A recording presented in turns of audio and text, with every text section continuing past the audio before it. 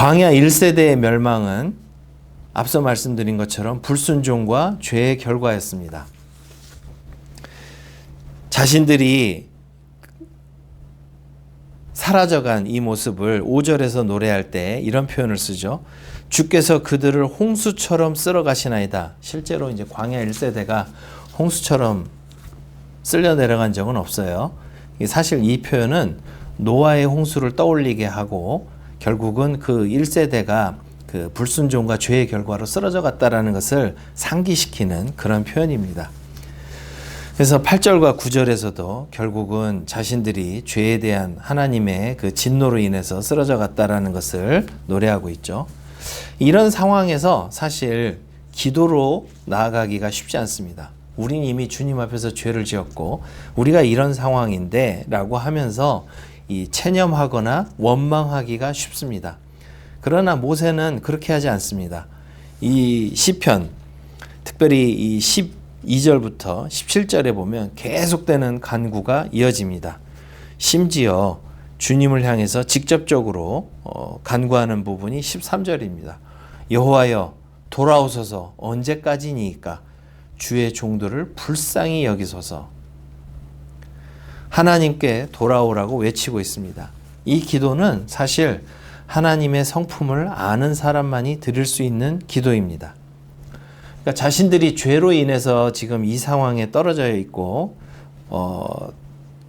하나님께서 우리에게 진노하셨다라는 것을 안다면 돌아오시라고 이렇게 기도하기가 쉽지 않은데 사실은 모세는 하나님의 마음을 잘 알았던 사람입니다. 시편 90편 1절에 이렇게 노래하죠. 주여 주는 대대의 우리의 거처가 되셨나이다. 산이 생기기 전 땅과 세계도 주께서 조성하시기 전 곧 영원부터 영원까지 주는 하나님이시니이다. 그러니까 사실은 하나님께서 먼저 그들을 사랑하셨고 다가오셨고 항상 인간은 불순종하고 잘못을 저질러 왔지만 하나님께서는 대대 그들의 거처가 되셨다라는 것을 모세는 알고 있습니다.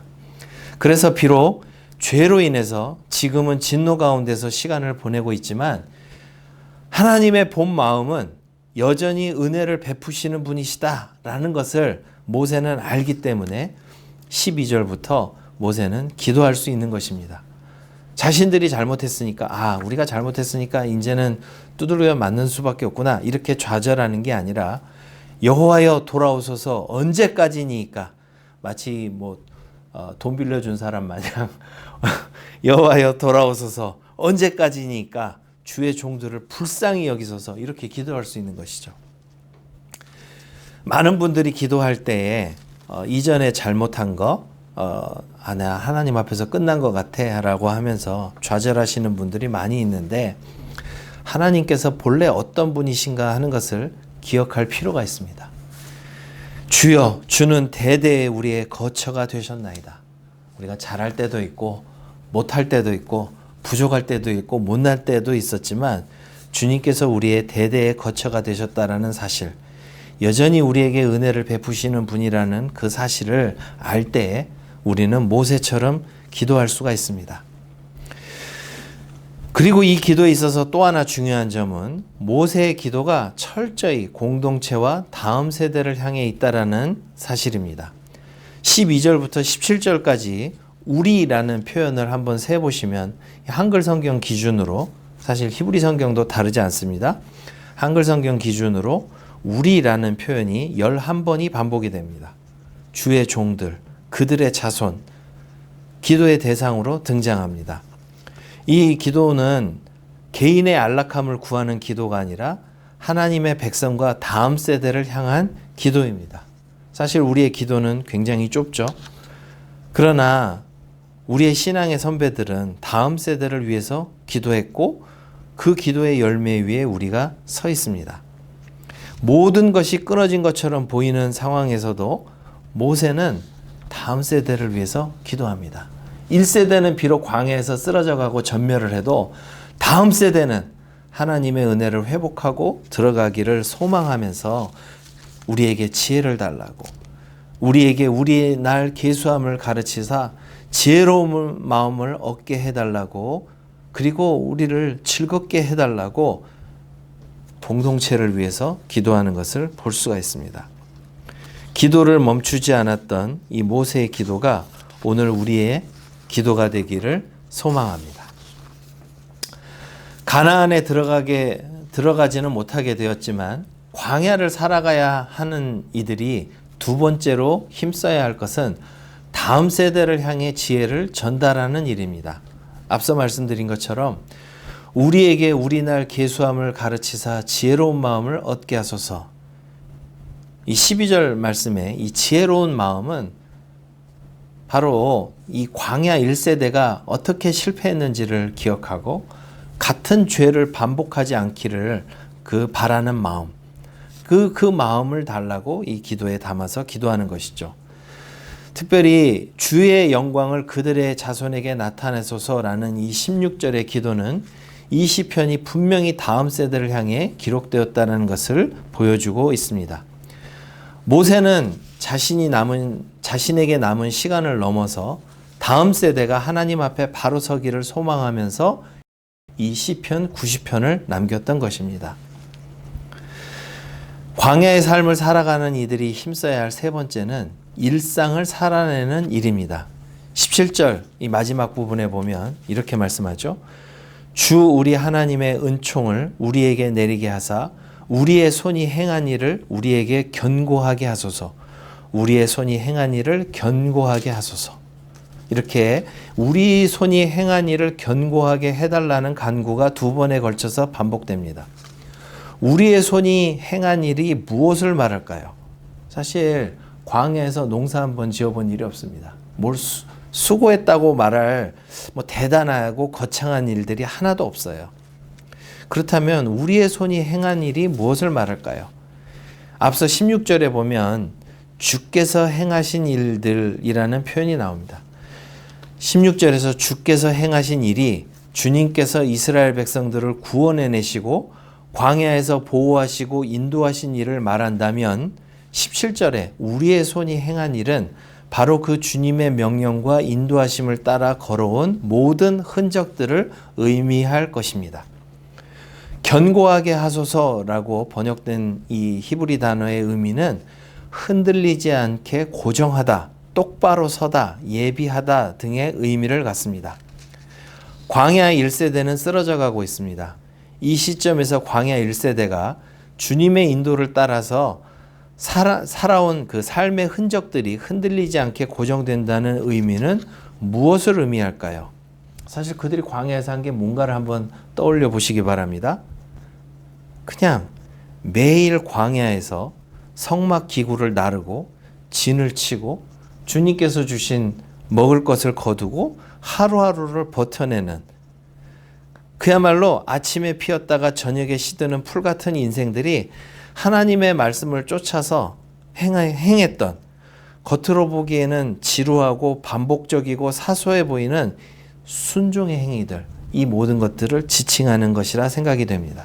광야에서 딱히 한 게 없어요. 그냥 걸으라고 하면 걷고 먹을 것을 거두라면 거두고 마실 것을 주시면 마시고 가장으로서 한 일은 딱히 없죠. 가장이 뭘 했겠습니까? 그냥 아침에 부지런히 나가서 가족들을 위해서 먹을 것을 거두오는 그것이 전부였을 것입니다. 제사장들 매일 하는 게 뭐였죠?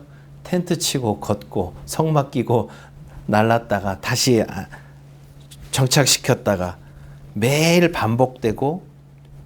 반복되는 지루한 그 사소해 보이는 그 순종의 행위들을 그저 행했을 뿐입니다. 그런데 이것들이 주님 앞에 기억되어 영원히 변치 않는 가치로 고정되게 해주십시오. 그리고 후손들을 위한 디딤돌이 되게 해주십시오. 라고 모세는 기도하고 있는 것입니다. 그렇게 생각해 보면 사실 우리가 주님 앞에 주님 이것들을 기억해 주십시오. 후손들을 위한 디딤돌이 되게 해 주십시오라고 하는 것들이 물론 큰 대단한 일을 하는 것도 있겠지만 사소한 일상을 살아내고 버텨내는 일 자체가 주님 앞에서 큰 일일 수 있다라는 지혜를 우리에게 전해주고 있습니다.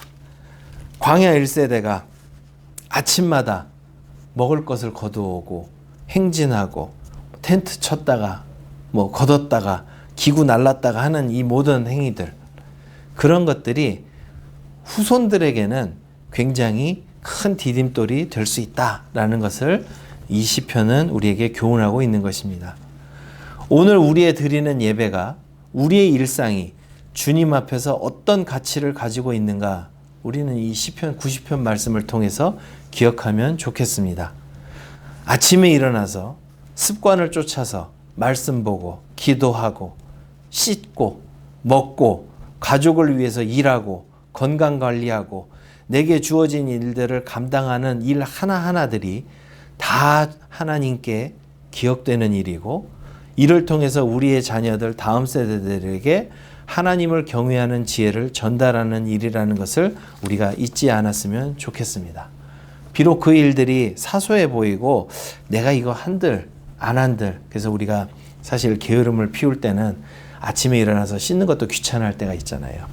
그러나 내가 오늘 일어나서 기도하고 말씀 보고 씻고 먹고 하는 이 모든 것들이 그것을 지켜보는 자녀들에게 교훈이 될 수 있습니다.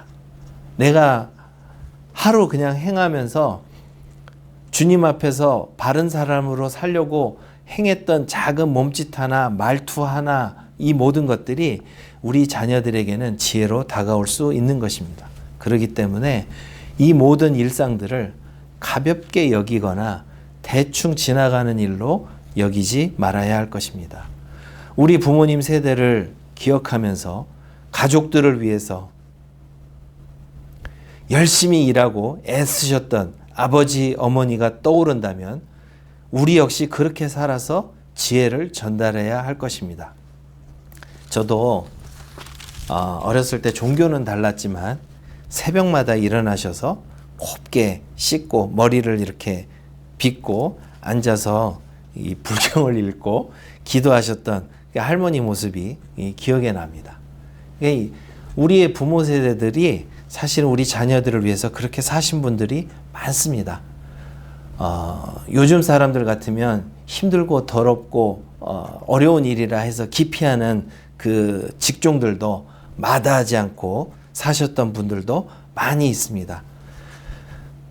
그런 가운데에서 이 신앙이 있어서 늘 자녀들을 위해서 기도하셨던 부모님을 두신 분들은 참 복된 분들이라고 할 수가 있습니다.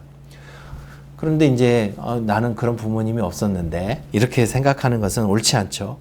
서로 이전에 그런 경험이 없더라도 오늘 지금 우리 자녀들을 위해서 먼저 하나님을 경외하고 기도하는 본을 보여주면 되는 것입니다. 그러니까 지나간 세월을 두고 나는 그런 혜택을 누리지 못했어 원망하는, 그렇게 해서 자기에게 이 주어진 시간들을 흘려보내는 것은 어리석은 행동이죠. 내가 그런 본이 없었다면 오늘 지금 우리 자녀들을 위해서 내가 먼저 하나님을 경외하고 기도하는 본을 보여주면 됩니다. 내가 말씀을 읽는 모습을 보여주고, 내가 하나님 앞에서 말과 언행을 주의하는 것을 보여주고, 내가 먹고 씻고 자고 하는 가운데서 흐트러짐 없는 모습을 보여주려고 노력하면서 다음 세대들을 위해서 씨앗을 뿌리는 것이 필요합니다. 주 우리 하나님의 은총을 우리에게 내리게 하사 우리의 손이 행한 일을 우리에게 견고하게 하소서. 우리의 손이 행한 일을 견고하게 하소서. 이 기도를 통해서 우리 역시 다음 세대들을 위해서 기도하면서 올 한 해도 충직하게 주님 앞에서 한 걸음 한 걸음 전진하면서 일상을 버티고 살아내는 우리 모두가 되시기를 주님의 이름으로 축원합니다. 기도하겠습니다. 하나님 아버지, 광야에서 수많은 시간을 흘려보냈던 모세의 회환과 또 다음 세대를 향한 간절한 기도를 우리가 이 시편 말씀을 통해서 살펴보았습니다. 주님, 우리가 삶의 어느 지점에 서 있든지 우리가 걸어가는 이 길이 우리 다음 세대에게 어떠한 영향을 끼치는지 기억하면서 정말 우리의 손에 행한 일, 우리의 걸어온 삶의 궤적들이 하나님 앞에 기억이 되고 우리 다음 세대들에게 교훈이 된다라는 사실을 기억하면서 하루하루를 조심스럽게 살아가고 일상을 버텨내는 우리 모두가 되게 하여 주시옵소서.